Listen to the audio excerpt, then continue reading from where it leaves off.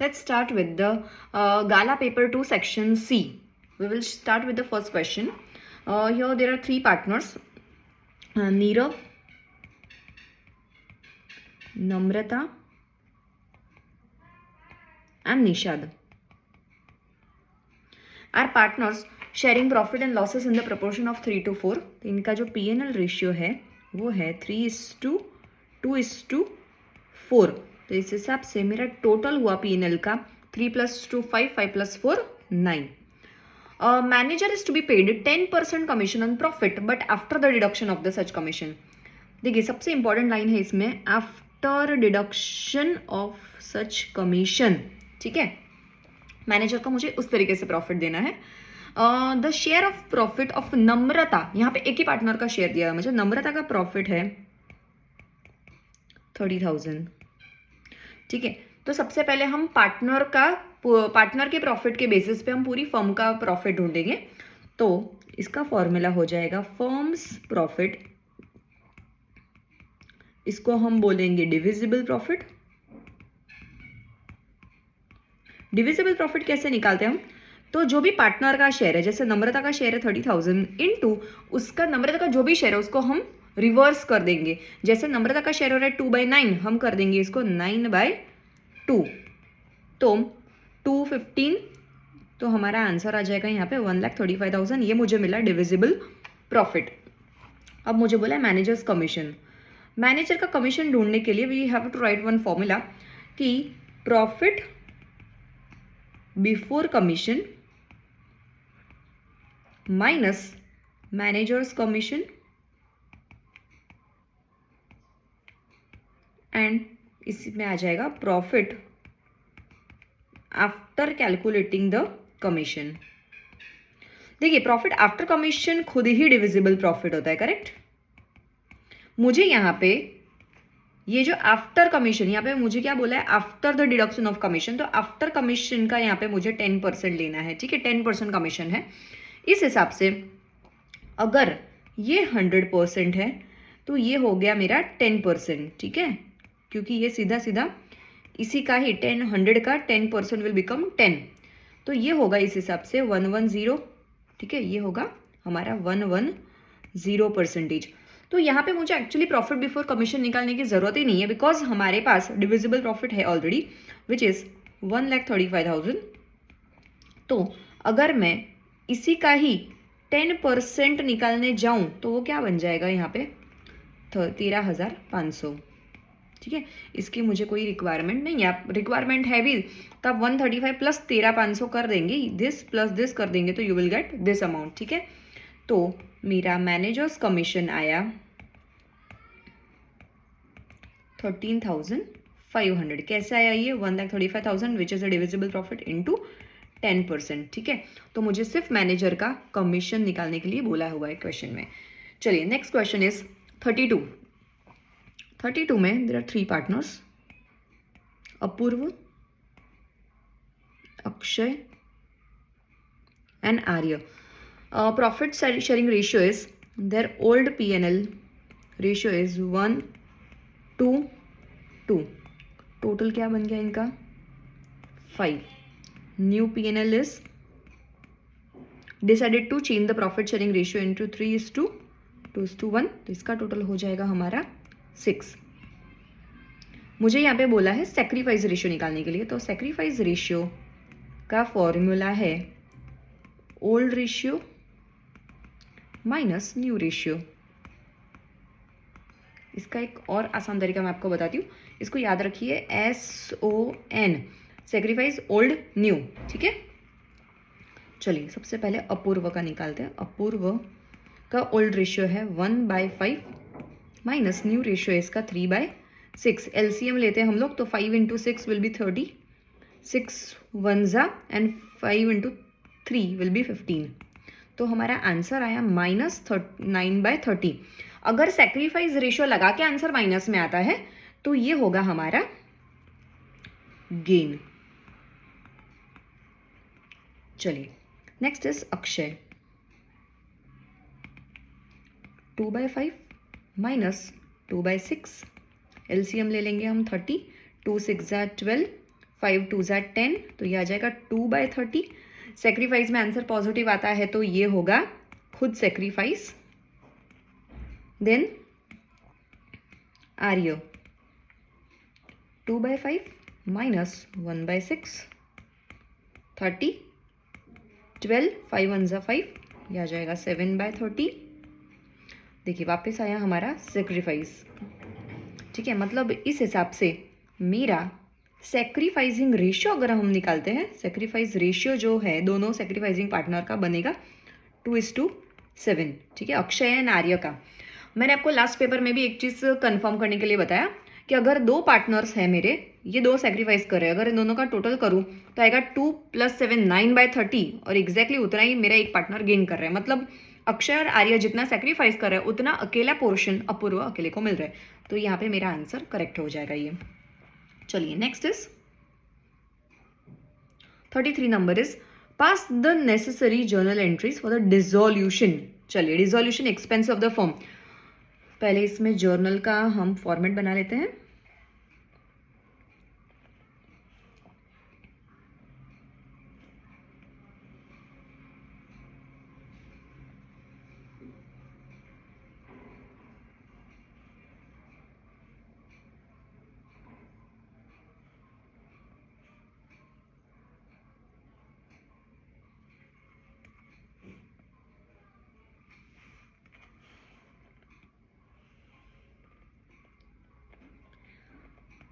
This is my LF column.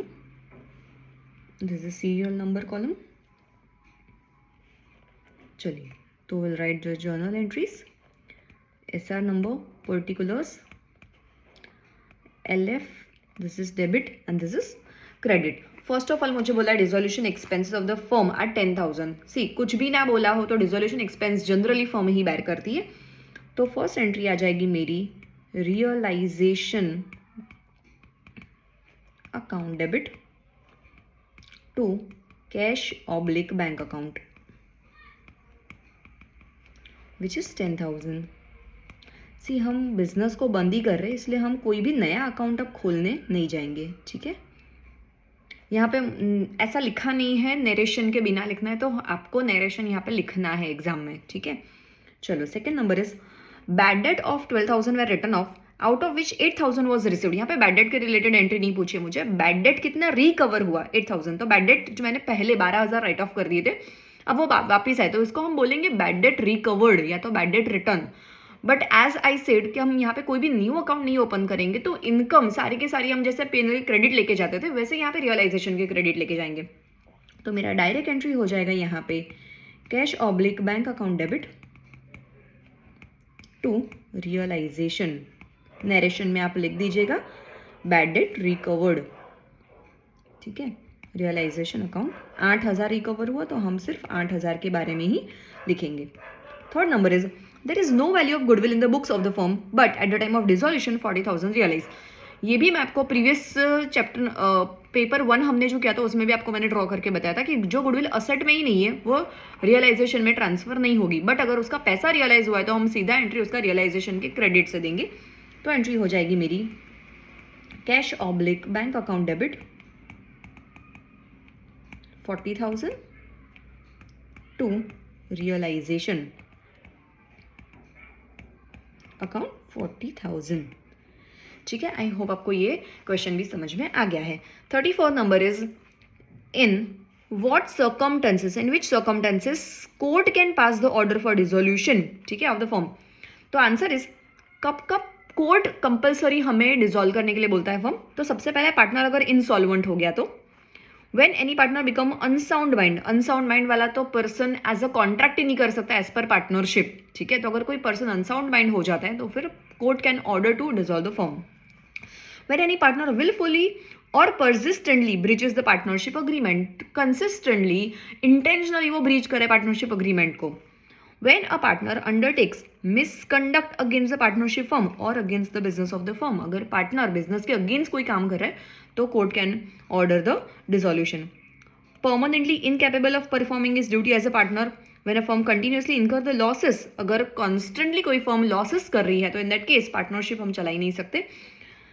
when partner transfer his whole interest in the partnership due to a third party without the consent of the partners. Consent of बाकी के partner लेना compulsory है. Without their consent we can not share our share to any third party. when court finds any other ground to be just and equitable for the dissolution firm. In points के अलावा भी अगर court को लगता है कि और कोई ग्राउंड के हिसाब से भी on any other grounds also firm has to be dissolve, then court can pass the dissolution order. चलिए नेक्स्ट क्वेश्चन है हमारा 35 डिबेंचर का. चलिए इसमें भी मुझे जर्नल एंट्रीज बनानी है, तो we will first make a format for the journal.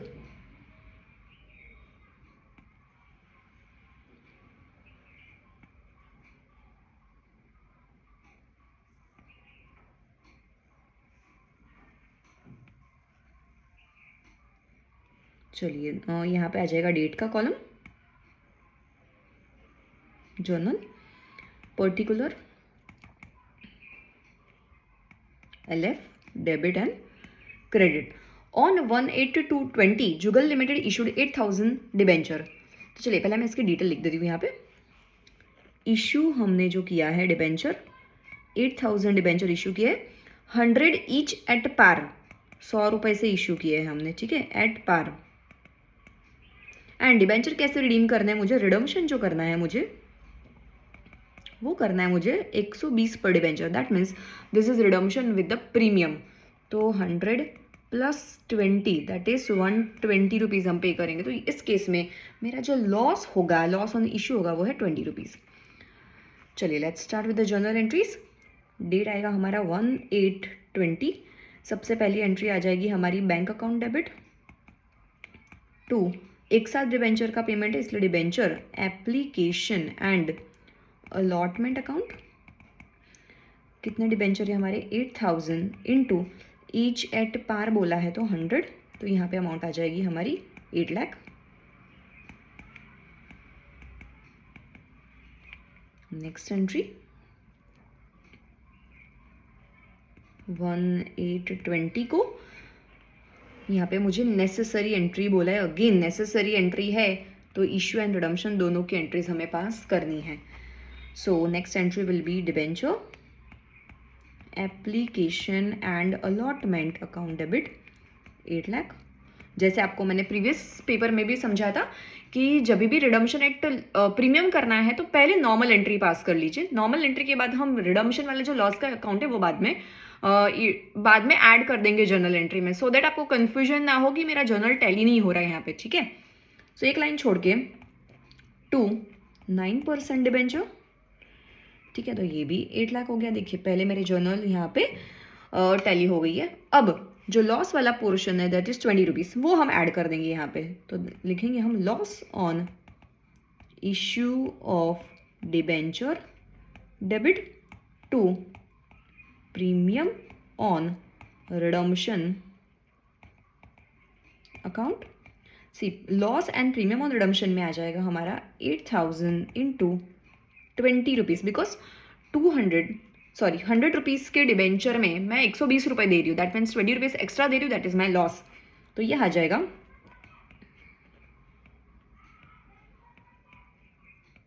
1,60,000, ठीक है. चलिए नेक्स्ट पास करेंगे हम इसका रिडम्पशन का एंट्री. रिडम्पशन हम कर रहे हैं 31 जुलाई 25 को.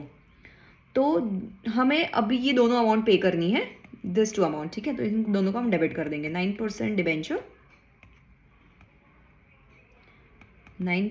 Debenture account debit 8 lakh. Premium on redemption account debit 160 to debenture holder 960 and then debenture holder to bank आ जाएगा. रिमेनिंग एंट्री 31 जुलाई 25. Now next entry is debenture holder account debit to bank. We are going to pay 960 in total. ठीक है, I hope आपको ये भी समझ में आ गया क्वेश्चन. चलिए क्वेश्चन नंबर 36 है हमारा.